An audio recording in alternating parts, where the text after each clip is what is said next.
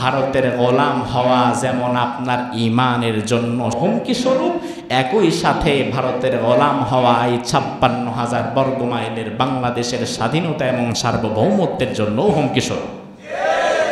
ওরা যেইভাবে হায়দ্রাবাদ গিলে খেয়ে ফেলেছে, ওরা যেইভাবে সিকিম খেয়ে ফেলেছে, ওরা যেইভাবে কাশ্মীর খেয়ে ফেলেছে, এই বাংলাদেশ ৩৬০ আউলিয়ার পূর্ণভূমি বাংলাদেশের প্রতি যে ওদের কুনজর নাই, এটা কিন্তু বলা যায় না।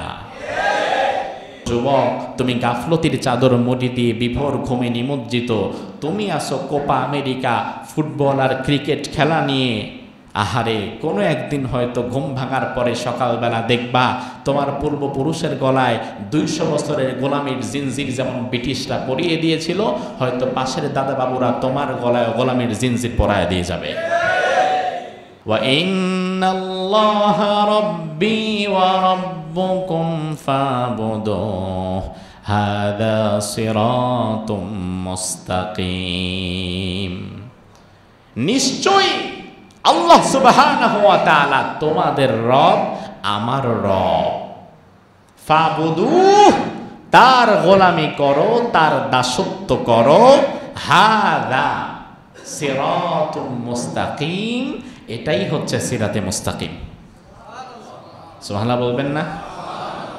একদম সহজভাবে বোঝেন। সিরাতে মুস্তাকিমের ব্যাখ্যায় এর চেয়ে সহজ আয়াত আমার চোখে আর পড়ে নাই। আল্লাহ তাআলা এক কথায় বলছেন, ওয়া ইন্নাল্লাহা রাব্বি ওয়া রাব্বুকুম ফাবুদুহ, আমি আল্লাহ তোমাদের সবার রব, আমার গোলামি করো, আমার দাসত্ব করো, এটাই সিরাতে মুস্তাকিম। তার মানে সিরাতে মুস্তাকিম হচ্ছে আল্লাহর অবাধ্য হওয়া না আল্লাহর গোলামি করা? আপনি কার গোলামি করেন? আপনি কার গোলামি করেন? হ্যাঁ, অনেকেই মুখে মুখে আল্লাহর গোলামি করে বললেও কার্য তো আর আল্লাহর গোলাম না, ভারতের গোলামে পরিণত হয়ে যায়। মুখে মুখে বলে আল্লাহর গোলাম, কিন্তু আল্লাহর গোলামি থেকে বের হয়ে সে হয়তো নিজের অজান্তেই ভারতের গোলামে পরিণত হয়ে গেছে, সে জানেও না। তবে ভাই আমার, ভালো করে বুঝবেন, ভারতের গোলাম হওয়া যেমন আপনার ঈমানের জন্য সাংঘর্ষিক, ঈমানের জন্য হুমকি স্বরূপ, একই সাথে ভারতের গোলাম হওয়া এই ৫৬,০০০ বর্গমাইলের বাংলাদেশের স্বাধীনতা এবং সার্বভৌমত্বের জন্য হুমকি স্বরূপ। আমাদের গণস্বাস্থ্যের একজন ভদ্রলোক ছিলেন, মারা গেছেন, ডাক্তার জাফরুল্লাহ। অনেক ভুল কথা যদিও তার ছিল, কিন্তু ইন্তেকালের পূর্বে সে কিছুদিন কোরআন নিয়ে ঘাটাঘাটি করেছেন, পড়েছেন। সে এক সাক্ষাৎকারে বলেছিলেন, যদি আমি সময় পাই আমি পুরা কোরআনের তাফসীর একবার পড়ব। তো আমরা দোয়া করি, আল্লাহ যদি ঈমান থেকে থাকে তুমি তাকে মাফ করে দিও, বলে না আমিন। কারণ ঈমান ছাড়া তো আল্লাহ তাআলা কখনো মাফ করবে। ডাক্তার জাফরুল্লাহ বলেছিলেন, ভারত হচ্ছে এশিয়ার ইসরায়েল, ঠিক কিনা?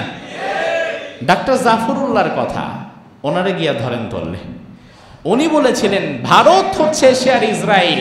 ইসরায়েল যেমন তার আশেপাশের ছোট ছোট রাষ্ট্রসমূহকে গিলে খেয়ে ফেলতে চায়, ভারতও তেমন তার আশেপাশের ছোট ছোট অঞ্চল সমূহকে গিলে খেয়ে ফেলতে চায়। প্রতিবেশীর নাম দিয়ে আসে, কিন্তু প্রতিবেশীর মতো আচরণ করে না, প্রভুর মতো আচরণ করতে চায়। প্রতিবেশী প্রতিবেশীর মতো থাকো, প্রভু হতে চাও কেন? কারণ আমি তো আমার প্রভুত্বের জায়গায় এক আল্লাহ ছাড়া আর কাউকে বসাতে পারবো।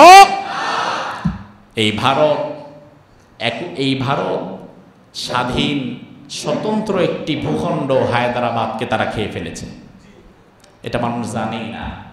ভারতে অসংখ্যবার আমার সফর করার সৌভাগ্য হয়েছে, অসংখ্য স্টেটে কোরআনে কারিমের তাফসীর আলোচনা করার জন্য আমি ঘুরেছি, গিয়েছি।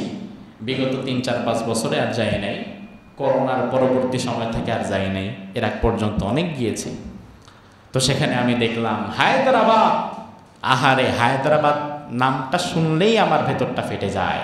যেই দিন থেকে আমি হায়দ্রাবাদের ইতিহাস শুনেছি, পড়েছি, আর যখন হায়দ্রাবাদ দেখেছি, তখন থেকে হায়দ্রাবাদ শব্দটা শুনলেই ভেতরটা কামড় দিয়ে ওঠে, মোচড় দিয়ে ওঠে।